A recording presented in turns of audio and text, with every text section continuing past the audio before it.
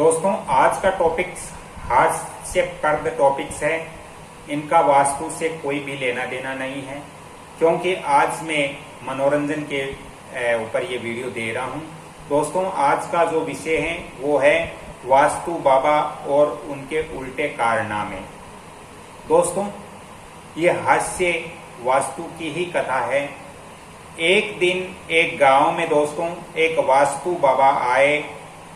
उस वास्तु बाबा का नाम था वास्तु समाधानी बाबा जी। दोस्तों हाथ में लटकता हुआ बैग, गले में माला और कमर में लटकता कंपास।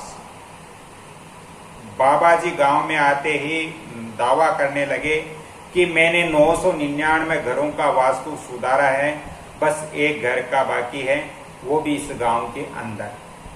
दोस्तों गांव वालों ने सोचा चलो घर में सुख शांति आएगी, घर का माहौल अच्छा होगा, घर में इनकम के सोर्स बढ़ेंगे, बाबा जी आए हैं तो कुछ न कुछ बता के जाएंगे, हमारे घर के लिए बहुत अच्छा होगा।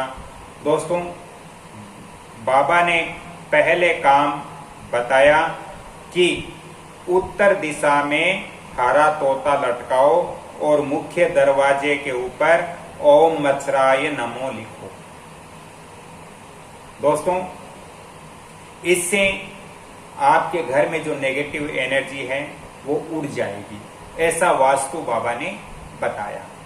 दोस्तों फिर जिस घर में ये चीज बताई वो घर हरिराम जी का था और हरिराम जी ने ये सब किया तो दोस्तों तोता था वो पंख फड़फड़ा करके भाग गया और मच्छरों ने वहां पर हमला कर दिया, क्योंकि वास्तु शास्त्री वास्तु बाबा ऐसे ही थे।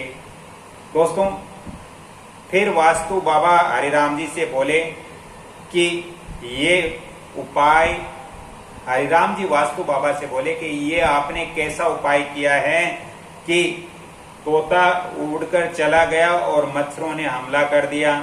तो वास्तु बाबा बोले कि तोता नकली होना चाहिए था, असली करोगे तो कष्ट ही आपको भोगना पड़ेगा। दोस्तों फिर अगला घर खेमचंद जी का था। खेमचंद जी से वास्तु बाबा ने बोला, खेमचंद जी ने वास्तु बाबा को बोला कि बाबा जी मेरी पत्नी मुझसे नाराज रहती है। बाबा बोला तुरंत रसोई घर को दक्षिण में शिफ्ट कर दो। यानी अच्छा खासा रसोई घर अग्नि कोण में बना था, लेकिन वास्तु बाबा ने कहा कि इसको दक्षिण में शिफ्ट कर दो और गैस के नीचे पीतल की थाली रख दो। दोस्तों जैसे ही खेमचंद जी ने ये उपाय किया, कुछ समय बाद जब खेमचंद जी की बीवी वहां पर आई और रसोई को शिफ्ट हुआ देखा तो उन्होंने चिमटा लेकर खेमचंद जी को आगे आगे दौड़ा दिया। यानी नाराजगी पहले थी अब ज्यादा हो गई। दोस्तों एक दिन बाबा जी ये वास्तु ठीक करवा कर अपने स्थान पे चले गए।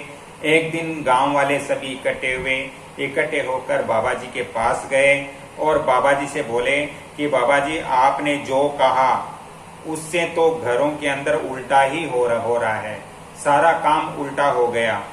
दोस्तों वास्तु बाबा क्या बोलते हैं? वास्तु बाबा बोलते हैं कि ये सब राहु केतु का प्रकोप है, मैं तो बस माध्यम हूँ। अब मैं 12 साल की तपस्या पर जा रहा हूँ। बाबा ने बैग और अपना कंपास उठाया और निकल लिए। दोस्तों पीछे केवल एक पत्थर रहा जिस पर लिखा था वास्तु समाधान बाबा, संपर्क करें अगले जन्म में।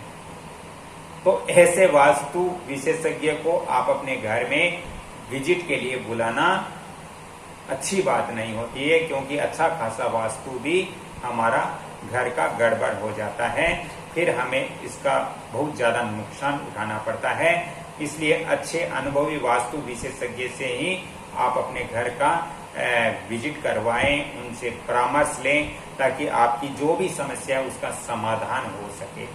दोस्तों यदि आपको वास्तु, ये मैंने जो आज आपको कहानी सुनाई है ये बिल्कुल अधूरे वास्तु विशेषज्ञ जो होते हैं उनके ऊपर मैंने सुनाई है। वास्तविकता वास्तु की बहुत दूसरी होती है, रहस्यमय होती है। दोस्तों, ये एक गुण विद्या है वास्तु और ज्योतिष। इसको जो अनुभवी, जो बहुत सालों से प्रैक्टिस कर रहा है या बहुत साल इसके अंदर जो गुजार चुके अनुभवी आप वास्तु विशेषज्ञ से आप अपने घर का परामर्श लें। यदि आपको भी वास्तु और ज्योतिष संबंधी ज्यादा परामर्श चाहिए तो आप फोन नंबर मेरे नोट कर सकते हो, अधूरे वास्तु विशेषज्ञ के नहीं, मेरे नोट कर सकते हो 7901718402। अगली कड़ी में फिर मिलता हूं, तब तक के लिए आपसे क्षमा चाहता हूं। जय श्री कृष्ण, राधे राधे।